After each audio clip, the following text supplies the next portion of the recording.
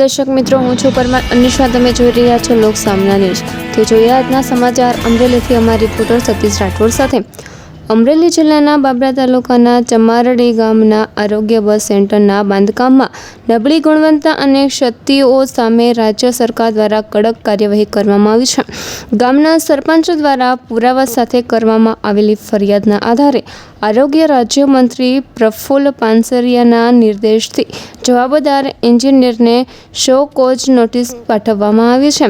પ્રાથમિક તપાસ દરમિયાન બસ સેન્ટરના બાંધકામમાં ગુણવત્તાની ખામીઓ સામે આવતા ફરજમાં બેદરકારી બદલ સંબંધિત એન્જિનિયરિંગ સામે કાર્યવાહી હાથ ધરવામાં આવી છે. આરોગ્ય રાજ્યમંત્રી પ્રફુલ્લ પાનસરિયાએ સ્પષ્ટ શબ્દોમાં જણાવ્યું છે કે નાગરિકોના સ્વાસ્થ્ય સાથે જોડાયેલા ભવનોના નિર્માણમાં કોઈપણ પ્રકારની બેદરકારી, ભ્રષ્ટાચાર કે ગુણવત્તા સાથેની બાંધછોડ સહન કરવામાં આવશે નહીં.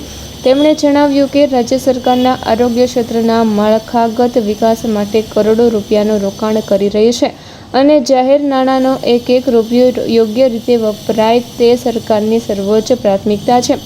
વિકાસ કામોમાં ભ્રષ્ટાચાર અને નબળી ગુણવત્તા સામે સરકારની ઝીરો ટોલરન્સ નીતિ અમલમાં છે. આ મામલે તંત્રીશ્રીએ ઉચ્ચ અધિકારીઓને સમગ્ર બાંધકામની ઊંડાણપૂર્વક તપાસ કરવા અને જ્યાં ક્યાં ક્ષતિઓ જોવા મળી ત્યાં ધોરણસર અને ગુણવત્તાયુક્ત નવેસરથી કામ કરવાના કડક આદેશ આપ્યા છે. ભારતીય જનતા પાર્ટીની સરકારમાં આદરણીય ભૂપેન્દ્રભાઈ પટેલ સાહેબના માર્ગદર્શન સાથે કોઈ પણ બાબતની અંદર ગેરનીતિ ચલાવી લેવાનું ક્યાંય પણ નહીં ચાલે. ગુજરાતના દરેક ખૂણા પર સરકાર દ્વારા, ભાજપની સરકાર દ્વારા વિકાસના અનેક કામો થઈ રહ્યા છે. ત્યારે નાની એવી કમ્પ્લેન આરોગ્ય વિભાગને અમે પ્રાપ્ત થાય છે.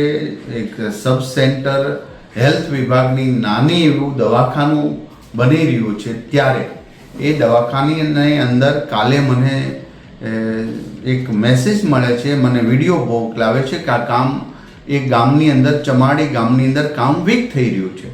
તુરંત જ મેં અમારા અધિકારીને સૂચના આપી અને એ કામ ખરેખર વીક હતું. તપાસ કરતાં ત્યાંના એન્જિનિયરની જવાબદારી હોય છે, એમને શોકોઝની નોટિસ ફટકારવામાં આવી છે.